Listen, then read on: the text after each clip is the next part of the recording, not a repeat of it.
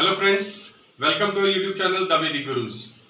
आज वैदिक gurus class 9th के बच्चों के लिए एनसीईआरटी एग्जाम्पलर बुक का 14th चैप्टर, एनसीईआरटी बुक का एग्जाम्पलर बुक का 14th चैप्टर जो कि कंबाइन करके बनाया हुआ है। जो हमारी मेन एनसीईआरटी बुक है, कोर्स बुक, उसमें दो चैप्टर है, चैप्टर 14 स्टैटिस्टिक्स और चैप्टर 15 प्रोबेबिलिटी।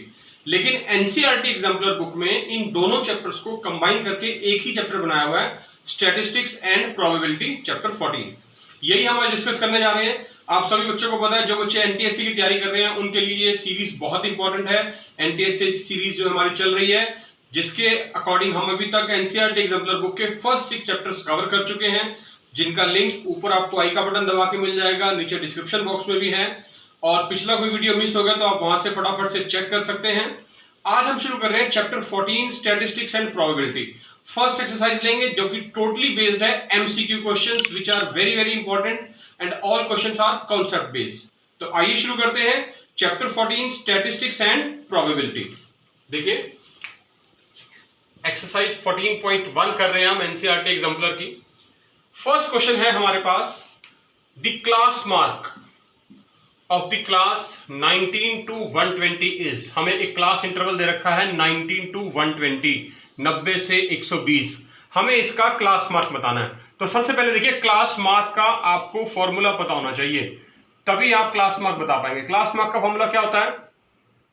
क्लास मार्क का फॉर्मूला होता है अपर लिमिट प्लस लोअर लिमिट, या कह सकते हैं lower limit plus upper limit. जो भी क्लास इंटरवल है उसकी ये लोअर लिमिट है 90, ये अपर लिमिट है 120।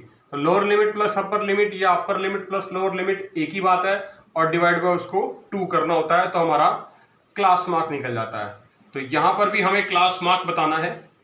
तो अपर लिमिट है 120, लोअर लिमिट है 90, दोनों को ऐड करेंगे, 2 से डिवाइड करना है। तो 120 प्लस 90 210 डिवाइड बाय 2 यानी 105। तो क्लास मार्क हमारा आ गया 105, यानी जो ऑप्शन में है ऑप्शन बी हमारा राइट आंसर बन जाएगा। तो इस तरह से एमसीक्यू क्वेश्चन करने बहुत आसान होते हैं। सेकंड क्वेश्चन देखिए, ये भी स्टैटिस्टिक्स के ऊपर बेस है। इसमें हमें एक डाटा गिवन है 25, 18, 20, 22, 16, 6, 17, 15, 12, 30, 32, 10, 19, 8, 11 डिफरेंट फ्रीक्वेंसीज हैं। हमें इसकी रेंज बतानी है। क्या बतानी है? रेंज। तो रेंज जो होती है वो ये होती है कि मतलब रेंज का मतलब कहां से हमारा डाटा शुरू है। कहां से शुरू है मतलब जो सबसे लोएस्ट वैल्यू है, lowest value in the data. कौन सी है lowest value in the data? देखिए, एक तो 6 नजर आ रही है मुझे सिंगल डिजिट में, इसके अलावा और कोई आपको नजर आ रही है लोएस्ट वैल्यू? कोई नहीं है जी।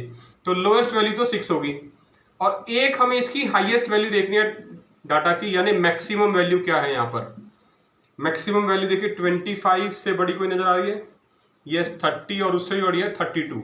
तो ये है 32 मैक्सिमम वैल्यू। तो जो रेंज है हमारी वो 6 से लेके 32 तक जा रही है, मतलब 6 से शुरू है और मैक्सिमम वैल्यू 32 तक जा रही है।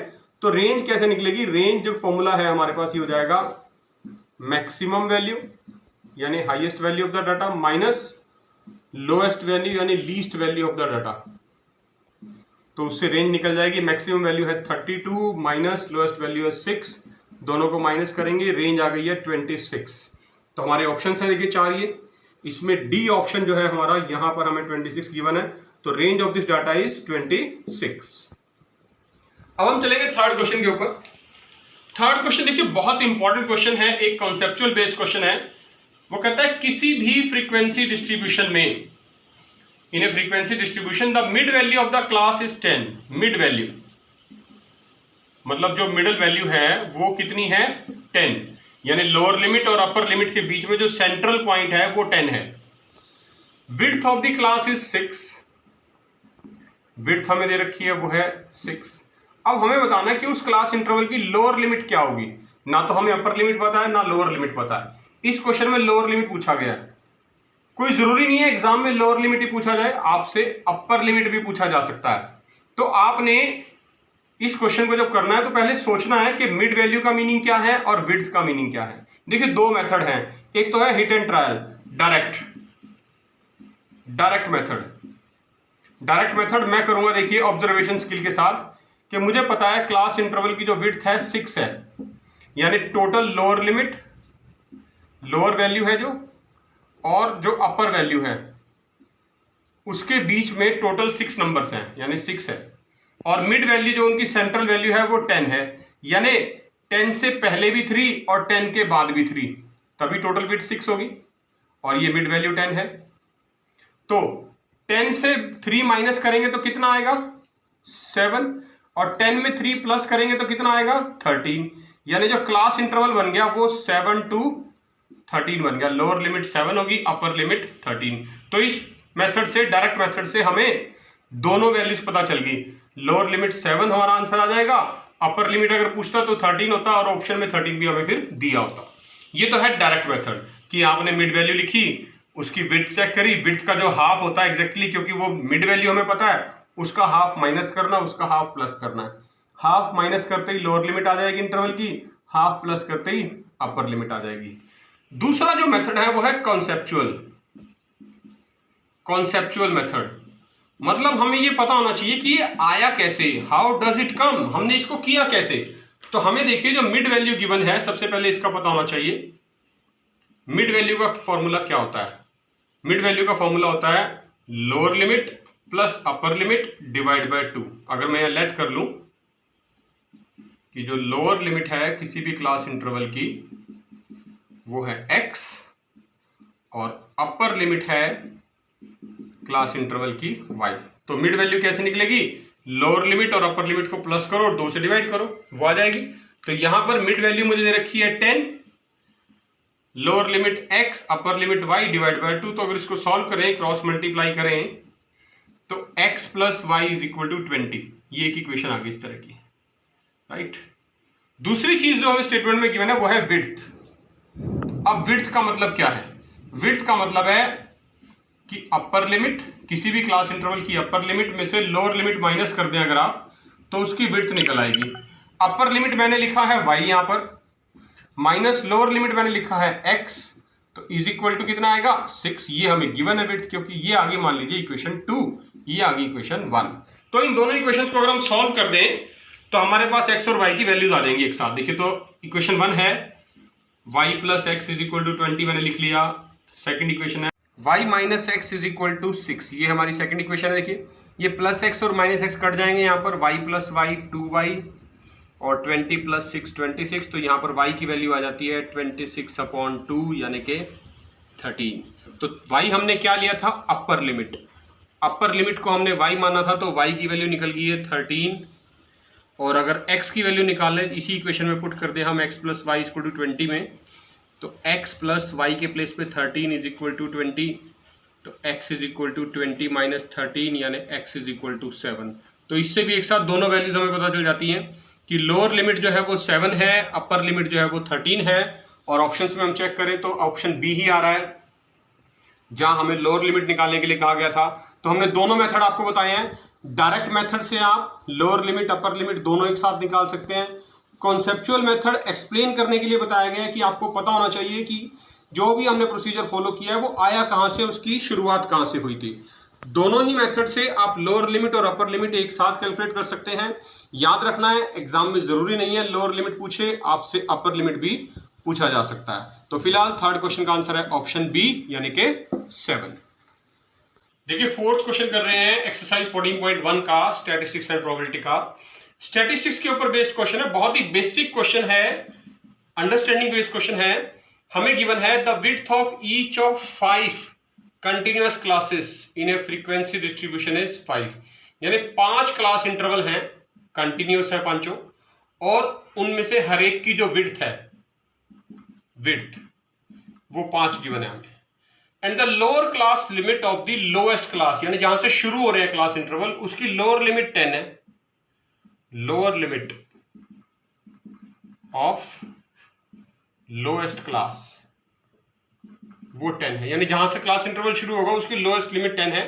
हमें पूछा गया है the upper class limit of the highest class, ये हमें बताना है कि हाईएस्ट क्लास की अपर क्लास लिमिट क्या बनेगी। 5 क्लास इंटरवल है टोटल, कंटिन्यूअस है, शुरू कहां से हो रही है 10 से।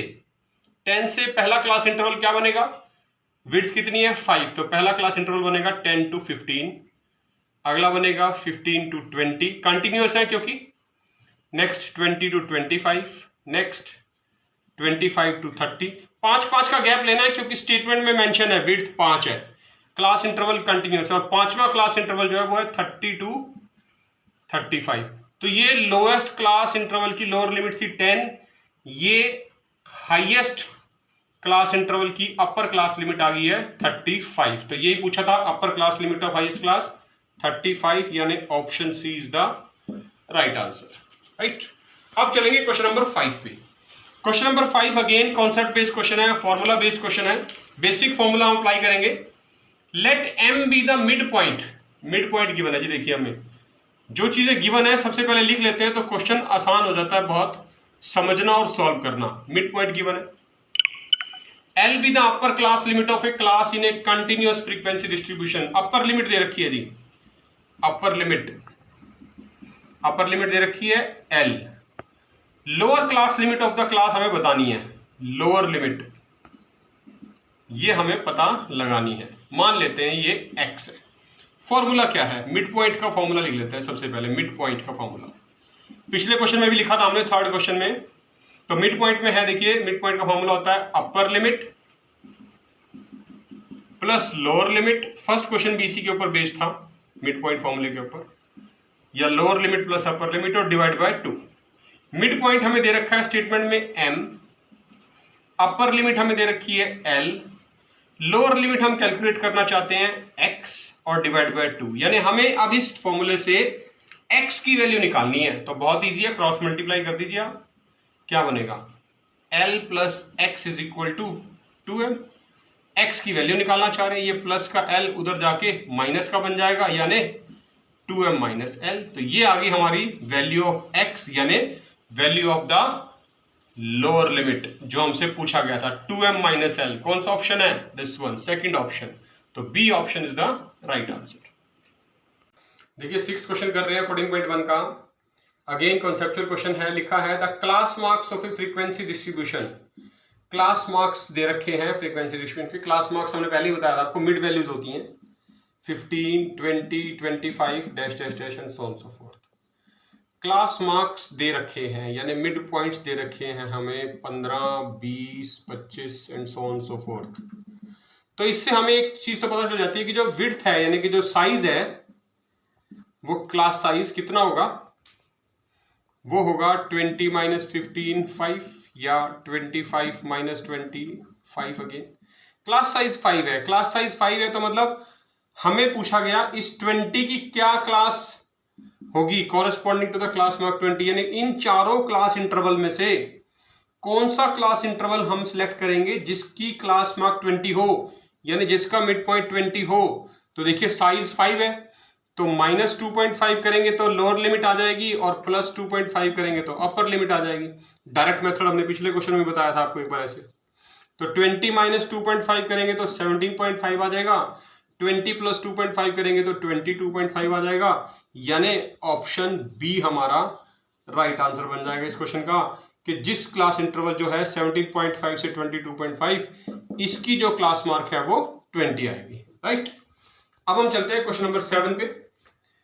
क्लास इंटरवल दे रखे हैं 10 to 20 और 20 to 30। हमसे पूछा गया है the number 20 is included in. ये जो नंबर है 20, पहले इंटरवल में ये अपर लिमिट है, दूसरे इंटरवल में लोअर लिमिट है। ये 20 किस इंटरवल में इंक्लूड होगा? ऑप्शन ए है 10 to 20 में इंक्लूड होगा, ऑप्शन बी है 20 to 30 में इंक्लूड होगा, ऑप्शन सी क्या दोनों इंटरवल में इंक्लूड होगा, ऑप्शन डी क्या किसी में भी नहीं होगा, नन ऑफ दीज। तो हमें क्या करना है, तो हमेशा याद रखना है ये कि जो भी नंबर पूछा जाता है, जो वो बाउंड्री पे होता है, एंड पॉइंट होता है, लोअर लिमिट और अपर लिमिट में से कोई भी एक नंबर अगर है, तो अगर तो वो अपर लिमिट है तो वो हमेशा उस क्लास इंटरवल में एक्सक्लूडेड रहेगा, एक्सक्लूडेड 20 एक्सक्लूडेड। और अगर वो लोअर लिमिट है तो वो इंक्लूडेड रहेगा, इंक्लूडेड। तो क्लियर हो जाता है 20 to 30 इंटरवल में लोअर लिमिट बनेगा नंबर 20, और लोअर लिमिट हमेशा इंक्लूडेड होती है क्लास इंटरवल के अंदर, अपर लिमिट एक्सक्लूडेड होती है, मतलब अपर लिमिट काउंट नहीं होती। तो याद रखना है जब भी लोअर लिमिट और अपर लिमिट में से कोई नंबर सिलेक्ट करना हो, कौन से इंटरवल में आएगा, लोअर लिमिट इंक्लूड होती है, यानी लोअर लिमिट काउंट होती है, अपर लिमिट एक्सक्लूड होती है, मतलब वो काउंट नहीं होती। तो ऑप्शन बनेगा B right answer for question number 7। देखिए 8th क्वेश्चन सॉल्व कर रहे हैं 14.1 का। A grouped frequency table with class interval of equal sizes using 250 to 270। Clearly mention है 250 नॉट इंक्लूडेड, मतलब अपर लिमिट इंक्लूड नहीं है। अपर लिमिट इंक्लूड नहीं है इसका मतलब क्या है, जो हमारे क्लास इंटरवल हैं वो कंटिन्यूअस हैं, कंटिन्यूअस बनेंगे वो, और उनमें से जो इंटरवल हम बनाएंगे एक इंटरवल 250 टू 70 होना चाहिए। वो कह रहा है as one of the class intervals is constructed for the following data. ये डाटा गिवन है, हमसे पूछा गया है the frequency of the class 310 to 330 is, कितने नंबर, मतलब इसमें से कितने नंबर, इस डाटा में से कितने नंबर ऐसे हैं जो इस क्लास इंटरवल के बीच में आएंगे। और ये मेंशन्ड है कि 330 यानी जो अपर लिमिट है दिस इज नॉट इंक्लूडेड। तो आपको सिर्फ ये काउंट करना है कि क्लास इंटरवल 310 से 330 के बीच में कौन से नंबर्स आएंगे। 310 इंक्लूड है, 330 नॉट इंक्लूडेड। तो चेक करते हैं, देखिए पहले से, एक तो जो 268, 220, 368, 250, 242, फर्स्ट लाइन में से एक तो ये नंबर आएगा 310, 272, 342, 310, एक और नंबर आ जाएगा 310, दो होगी फ्रीक्वेंसी। आगे देखते हैं 290, 300, 320 आ जाएगा एक, 319 भी आ जाएगा इसके अंदर इंक्लूड, 304, 402, 318 भी आ जाएगा इंक्लूडेड, 406, 292, 354, 278, 210, 240, 330 है नॉट इंक्लूडेड, याद रखना है। 316 आएगा, 406, 215, 258, 236, बस। तो टोटल ये नंबर्स हैं हमारे जो इस इंटरवल के बीच में आ रहे हैं। 330 नॉट इंक्लूडेड था तो इसलिए हमने नहीं काउंट किया। तो कितनी बनी फ्रीक्वेंसी, 1 2 3 4 5 6, तो राइट आंसर इज 6। तो frequency of this class interval is 6। Next question है देखिए 9th, ये भी फ्रीक्वेंसी डिस्ट्रीब्यूशन टेबल के ऊपर बेस्ड है, डाटा के ऊपर। A grouped frequency distribution table with classes of equal sizes using 63 to 72, 72 include लिखा हुआ है, हमें स्टेटमेंट में मेंशन है इंक्लूडेड है, मतलब जो क्लास इंटरवल है वो कंटिन्यूअस नहीं होगा, not continuous, as one of the class constructed for the following data. ये डाटा गिवन है। Number of classes in the distribution will be, कितने क्लास इंटरवल बनेंगे इस डाटा के लिए।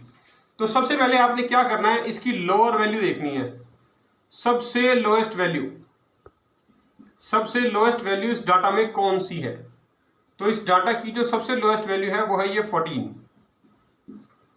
तो जो हमारे क्लास इंटरवल स्टार्ट होंगे, क्लास इंटरवल स्टार्ट होंगे जो, वो हम इससे एक कम ले लेते हैं क्योंकि ये भी इंक्लूड करना है। तो 13 से स्टार्ट कर लेते हैं, 14 - 1 यानी 13 से हमने स्टार्ट कर लिए, और गैप लेना है 63 टू 72 यानी 9 का, टोटल 10 नंबर्स होना चाहिए। तो 13 + 9, 13 + 9 22, तो ये 22 भी इंक्लूड है, ठीक है।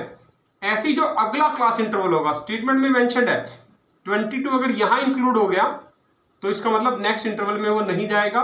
जो नेक्स्ट क्लास इंटरवल है वो 23 से शुरू होगा, 23 टू 32। नेक्स्ट सिमिलरली 33 से स्टार्ट होगा, 33 टू 42, और कहां तक जाने हैं वो डिसाइड करेगा हमारी मैक्सिमम वैल्यू कितनी है इस डाटा की।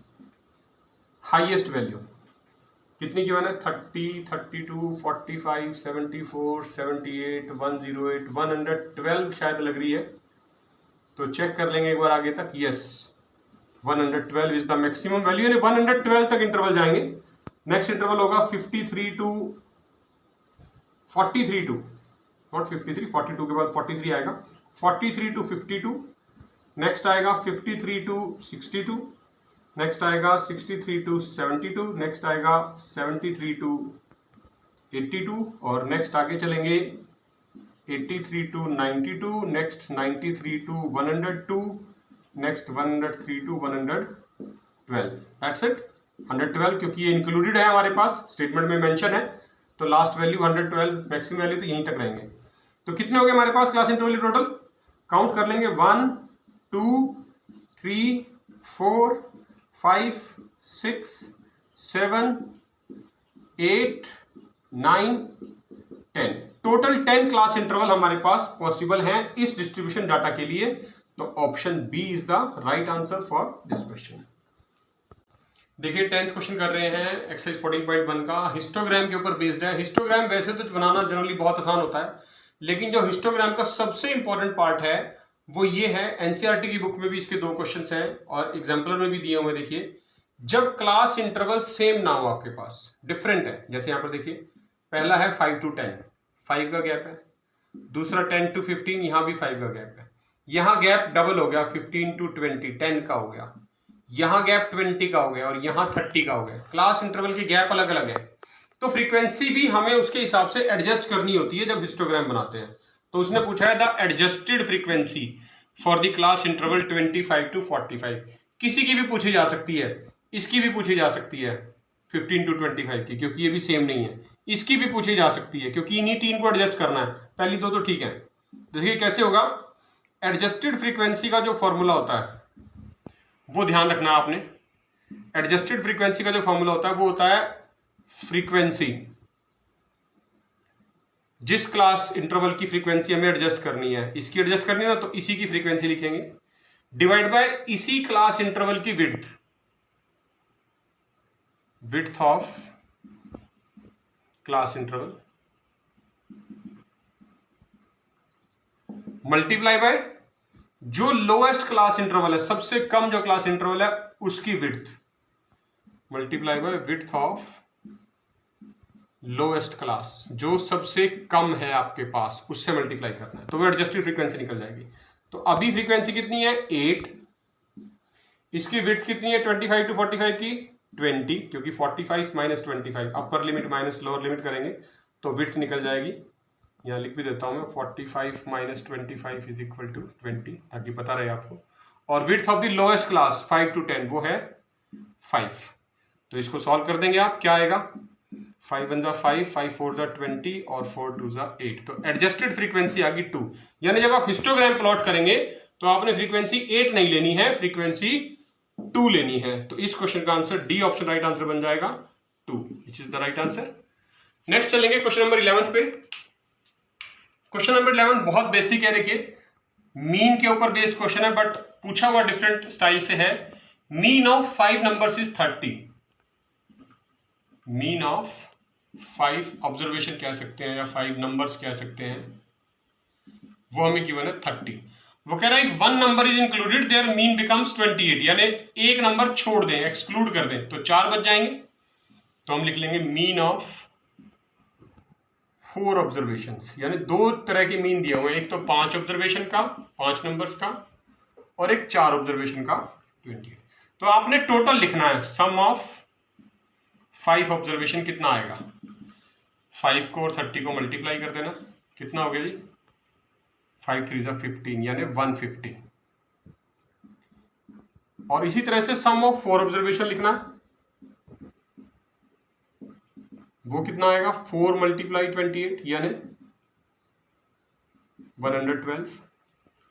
अब हमें क्या करना है, हमसे पूछा गया था एक्सक्लूडेड नंबर, जो नंबर हमने छोड़ दिया। तो देखिए 5 ऑब्जर्वेशन का सम हमारे पास 150 है, 4 ऑब्जर्वेशन का सम 112 है। तो sum of 5 observation minus sum of 4 observation, 5वां नंबर निकल जाएगा। तो therefore the excluded number sum of 5 numbers is 150, sum of 4 numbers is 112। तो दोनों को माइनस कर देंगे आप, आपके पास राइट आंसर आ जाएगा। तो कितना बनेगा 38। तो ऑप्शन डी हमारा राइट आंसर होगा, जो एक्सक्लूडेड नंबर है वो 38 था जो हमने छोड़ दिया। राइट, अब चलते हैं 12th क्वेश्चन के ऊपर। ये भी मीन के ऊपर बेस्ड क्वेश्चन है, बड़ा सिंपल सा क्वेश्चन है, एनसीईआरटी बुक में भी दिया हुआ है। If the mean of observations, कुछ ऑब्जर्वेशन दे रखी है 1 2 3 4 5, उनका मीन गिवन है 9। तो सबसे पहले तो मीन का फॉर्मूला अगर आप लगाएं और एक्स की वैल्यू कैलकुलेट करनी हो तो क्या करेंगे, मीन का फॉर्मूला मीन यानी 9 is equal to sum of observation x plus x plus 3 plus x plus 5 plus x plus 7 plus x plus 10, 1 2 3 4 5। Sum of observation divide by number of observation यानी 5। तो cross multiply कर दीजिए upon 1 लगा के, 9 5 का 45 हो जाएगा ये, और ये कितना होगा 1 2 3 4 5 5x प्लस 10 अलग है, 7 प्लस 3 10 एक ये हो गया, 10 प्लस 10 20 प्लस 5 25, यानी 5x plus 25 is equal to 9 multiply 5 45। तो 5x is equal to 45 minus 25, 5x is equal to 20 और x इज इक्वल टू 4। तो x की वैल्यू 4 आ गई मेरे पास। तो now the given observations are, क्या बनेंगी अब वो, x की वैल्यू पुट करते चले जाए सब में। देखिए पहली ऑब्जर्वेशन क्या है, x यानी कि 4, अगली x प्लस 3 यानी 4 plus 3 7, x plus 5 4 plus 5 9, x plus 7 4 plus 7 11, x plus 10 4 plus 10 14। 1 2 3 4 5 observation आ गई। क्वेश्चन क्या है, mean of the last 3 observations, आखिरी 3 ऑब्जर्वेशन, ये 3 है लास्ट 3 9 11 और 14, इनका मीन निकालना है। तो मीन का फॉर्मूला आपको पता है, sum of observation divide by number of observation. सबको ऐड कर दीजिए, 11 प्लस 9 20 प्लस 14 34/3, यानी 11:1/3। This is the mean and this is given to us in option C. तो option C is the right answer for this question. देखिए 13th question कर रहे हैं, if x bar represents the mean of n observations, mean का symbol है x bar. n observation कौन कौन सी हैं, x1 x2 x3 x4 and so on so forth, चलता जाएगा अप टू xn तक। तो पूछा गया है द वैल्यू ऑफ समेशन, ये सिंबल जो है समेशन का है, summation i equal to 1 to n xi minus x bar is equal to, इसकी वैल्यू क्या होगी। ऑप्शन है -1 0 1 या n-1। तो देखिए समेशन का मतलब होता है प्लस, मतलब हमें इसके आगे जो वैल्यू लिखी है उसको प्लस करना है। कहां तक प्लस करना है, i की वैल्यू चेंज होती है 1 से लेकर n तक, यानी अगर मैं इसको एक्सपेंडेड फॉर्म में लिखूं तो सबसे पहले मुझे i के प्लेस पे 1 लिखना है, x1 माइनस x बार ब्रैकेट क्लोज, समेशन का मतलब प्लस है, फिर i की वैल्यू चेंज होगी, 1 के बाद क्या आएगा 2, यानी x2 माइनस x बार।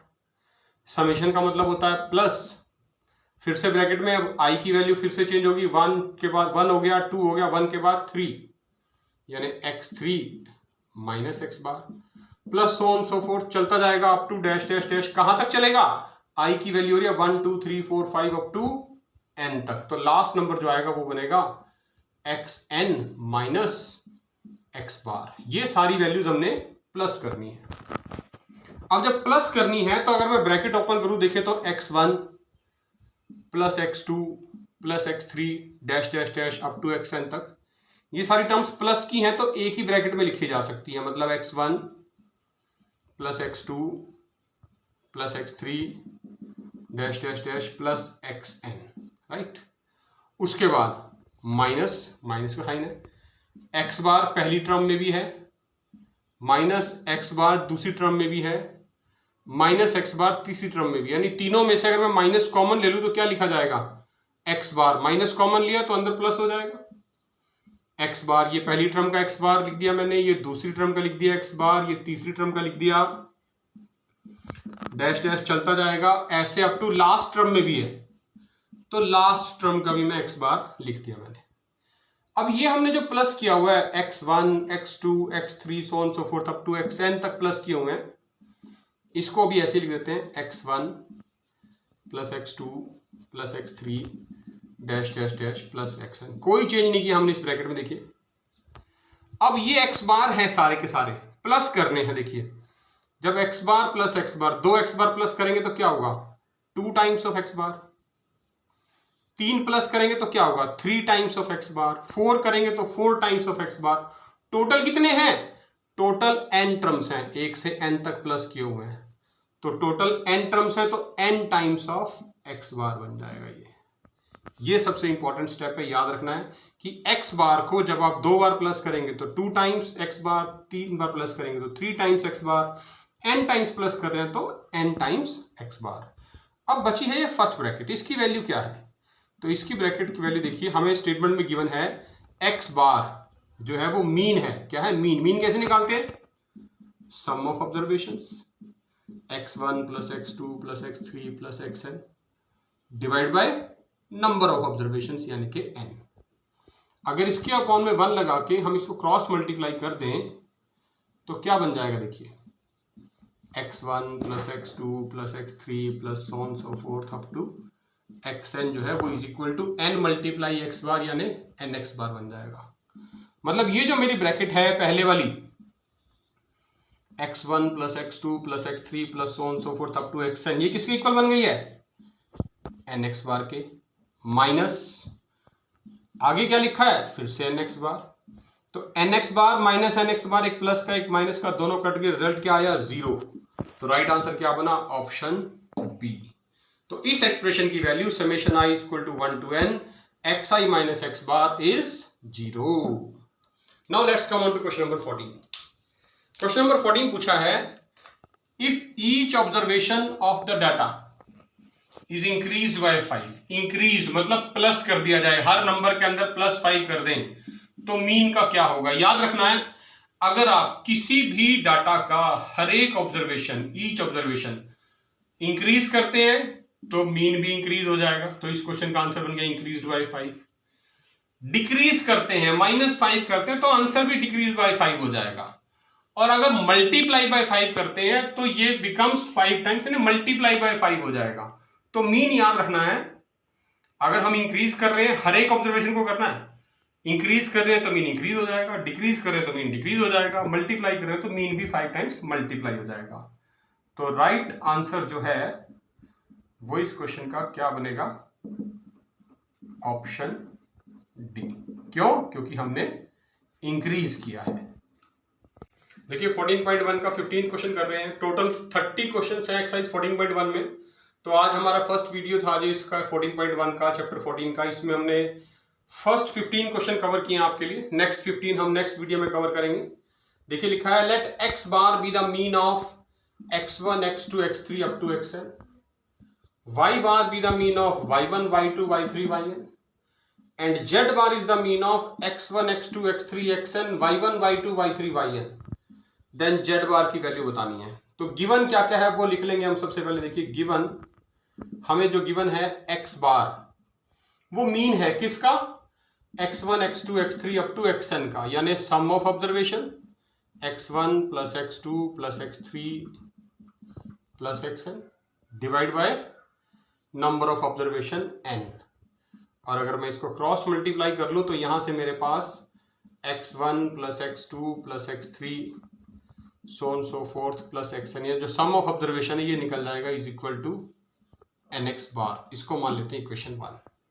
सिमिलरली सेकंड लाइन में गिवन था y bar. y bar is the mean of, वो किसका मीन है? y1 y2 y3 up to yn का। तो यानी सम ऑफ ऑब्जर्वेशन फिर से one again y1 plus y2 plus y3 up to yn और डिवाइड बाय n। इसके भी अपॉन में 1 लगा के अगर हम क्रॉस मल्टीप्लाई कर लें तो यहां से हमारे पास सम ऑफ ऑब्जर्वेशन आ जाएगा y1 plus y2 plus y3 plus yn is equals to n y bar. ये आ गई इक्वेशन 2। स्टेटमेंट में थर्ड लाइन में लिखा है if z bar is the mean of, z bar जो मीन है वो x1 से लेके xn तक का और y1 से yn सबका मीन है।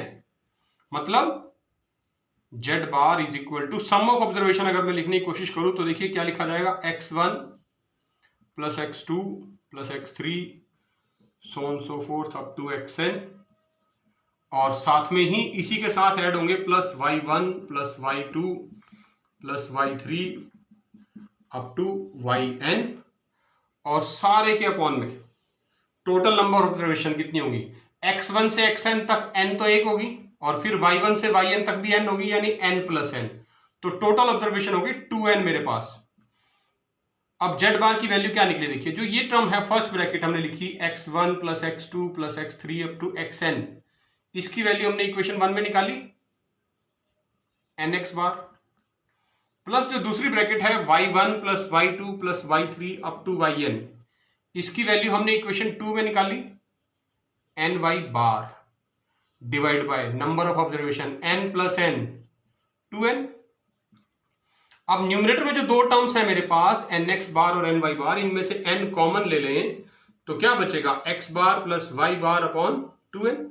n से n कैंसिल हो गया तो x bar plus y bar upon 2, और ये किसकी वैल्यू आ गई, ये वैल्यू आ गई मेरे पास z बार की। तो यही पूछा गया था, then z bar is equal to, और ऑप्शन में चेक करें तो बी ऑप्शन हमारा राइट आंसर बन जाता है x bar plus y bar upon 2। तो देखा बच्चों आपने NCERT exemplar book class 9th की 14 चैप्टर जिसका नाम है स्टैटिस्टिक्स एंड प्रोबेबिलिटी, दोनों चैप्टर कंबाइंड है, उसकी फर्स्ट एक्सरसाइज के आज हमने 1 to 15 पहले 15 एमसीक्यू बेस्ड क्वेश्चंस जो थे वो डिस्कस किया आपके साथ। सभी क्वेश्चंस बहुत इंपॉर्टेंट हैं, कॉन्सेप्ट बेस्ड क्वेश्चंस हैं, कॉन्सेप्चुअल क्वेश्चंस हैं, और इसी तरह के क्वेश्चंस जो हैं वो सभी कॉम्पिटिटिव एग्जाम्स और एनटीएससी में पूछे जाते हैं, स्पेशली मैथमेटिक्स ओलंपियाड्स के अंदर। तो आपने इन सभी क्वेश्चंस को बहुत अच्छे से ध्यान से इनकी तैयारी करनी है, इनको अच्छे से समझना है और रिपीट जरूर करना है। हमारा वीडियो आपने ज्यादा से ज्यादा बच्चों के साथ शेयर करें ताकि सभी बच्चे इसका फायदा उठा सकें। अपना ध्यान रखें, खूब मन लगा के पढ़ें और जुड़े रहिए वैदिक गुरुज के साथ। बहुत जल्द फिर मिलेंगे, तब तक के लिए थैंक यू।